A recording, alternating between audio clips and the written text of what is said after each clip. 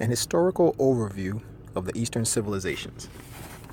This is for those who don't know but have always wondered how nations came to be in the lands that have shaped our theological ideologies for thousands of years. Let us begin. Major players: Commission/Egyptian, Hyksos, Phoenicians, Hittites, Sumerians, Assyrians, Babylonians, Israelites/Judahites, Canaanites/Amorites, Hurrians/Horites, Philistines/Palestinians. Now let's begin with the Sea People, which are a mix of Hurrian, Hittite, Philistine, and Canaanite. Northeast Africa is the cradle of civilization. Its origins are the original Ethiopian Cushites who migrated to North Africa and South Africa and set up civilizations in Nubia, Kemet, South Africa as the Twa, the Congo, etc. The most prominent or renowned is the ancient Kemetic civilization established in the 4th millennia and unified by Menes. Kemet lasted for 30 dynasties over 4 millennia. Many groups left Akibulan/Ethiopia tens of thousands of years ago and inhabited lands further east. Venturing north was a risk due to the glacial remnant of the Ice Age. This is where the East Asian people established their civilizations from the Indus to Indochina and beyond into the Americas when they crossed the Bering Strait. The earliest civilization established in Mesopotamia were the Sumerians around 4500 BCE. They flourished in the land named which is called Iraq today, until 2300 BCE, when they were eventually conquered by the Assyrians/Akkadians. The Assyrians/Akkadians eventually became the Assyrian-Akkadian Babylonians around the 19th century BCE, and they flourished until the 5th century BCE. It is my contention that they are Indus Valley relatives that established a colony in Mesopotamia. Also in the area during this time were the Phoenicians, Hittites, Canaanites, Amorites, Hurrians or Horites, and Sea People, who are believed to be a mix of all of these civilizations. These civilizations came from the north around Turkey and the Aegean and ventured south around the 3rd millennium. By the 2nd millennium, as early as the 5th century BCE, they established city-states throughout what was known as Canaan due to migration and overtaking other nations and their land. The area became a huge melting pot of nations, migrating, warring, and inhabiting each other's lands, taking servants and slaves. Entering the Israelites, who actually didn't have an established city-state until around the 8th century BCE.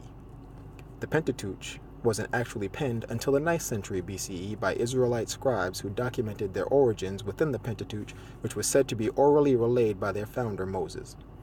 What we do know is that the Israelites weren't actually called the Israelites until the 9th century when they established Israel in the north and Judah in the south.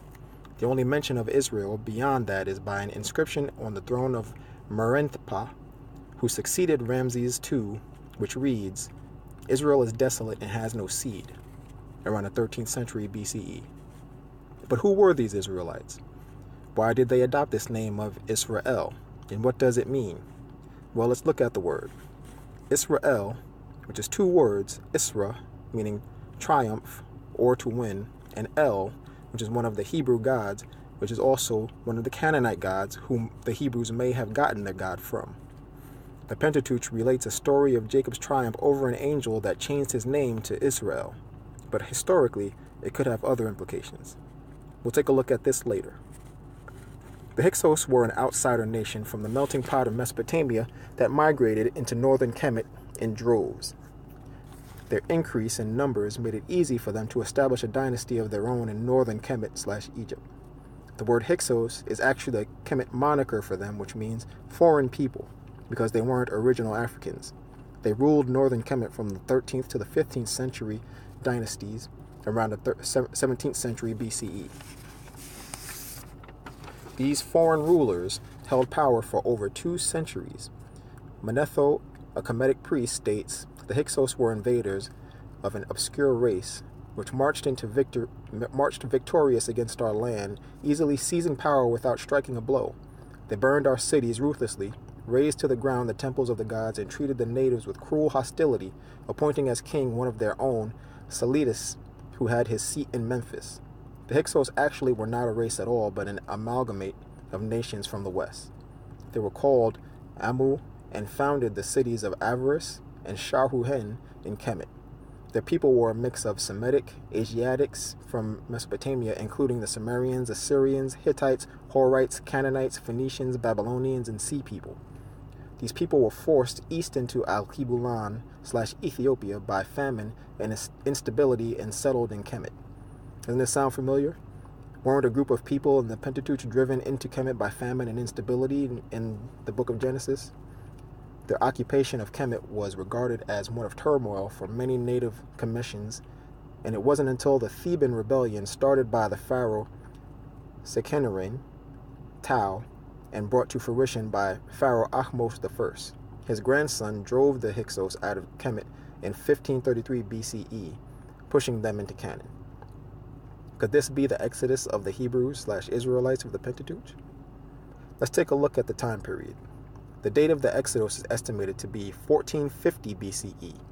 The expulsion of the Hyksos into Canaan began in 1550 BCE and lasted until after Pharaoh Ahmose I, grandson of Pharaoh Thutmose III, established city-states for Kemet and its subjects in Canaan, who were a mix of Comitian and Hyksos.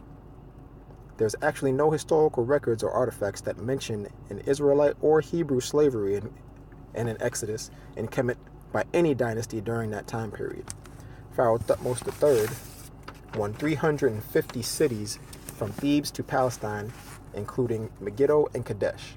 His reign and occupation lasted from 1479 to 1425 BCE. Let's take a look at the name Thutmose. Thut is the Kemet god who overcame the curse of Ra and allowed Nut to give birth and helped Isis bring Osiris back from the dead. Mos, or Moses, is his family name. The people of the region conquered by Pharaoh Thutmose III will undoubtedly regarded him as a great man. The Hebrew word for Moses is Moshe, meaning to draw out. It is logical to assume that the Pentateuch wrote about the man that drew out the Hyksos from Kemet and established lawful city-states within Palestine known as Canaan. Each year after, the Kemet military would march out and receive tribute from the kings in the land that was established for Israel, and they would have a priest taken from each city, or a prince taken from each city that was required to live in Kemet and be educated there, much like in the fabled Moses story. So let's go back to the name Israel, which we established means triumph or win of God. Pharaoh Thutmose III said, "I am the falcon god, whoever follows me I will lead to victory." The victories over Kadesh and Megiddo were considered the greatest victories of the ancient world in Canaan/Palestine. Could it be that the name Israel is derived from the god Thutmose III's victories and triumphs in establishing the area? After all, the Hyksos, who were Asiatic Canaanites, Hittites, Phoenicians, Babylonians, Sumerians, Assyrians, etc., adopted Kemetic culture and religion when they moved there. They even adopted their god Seth. Who was Seth, or Set? The god of violence, disorder, chaos. Does it sound familiar? What kind of god was the god of the Hebrews? A god of anger, violence, jealousy. They also adopted their goddess, Isis, who they called Astarte or Astara. The Israelites call her Ishtar or Esther. You see how it all correlates? In summation, the Asiatic Semitic nations of Mesopotamia were an amalgamate of nations from the north, located around the Aegean and Mesopotamia, who may have roots in the Indus Valley in the local origin area of Afghanistan and Pakistan.